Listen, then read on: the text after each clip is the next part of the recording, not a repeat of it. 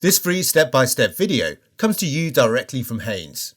You can complete more than 200 jobs on this vehicle when you purchase the complete Haynes online manual at haynes.com. Check the condition of the wiper blades.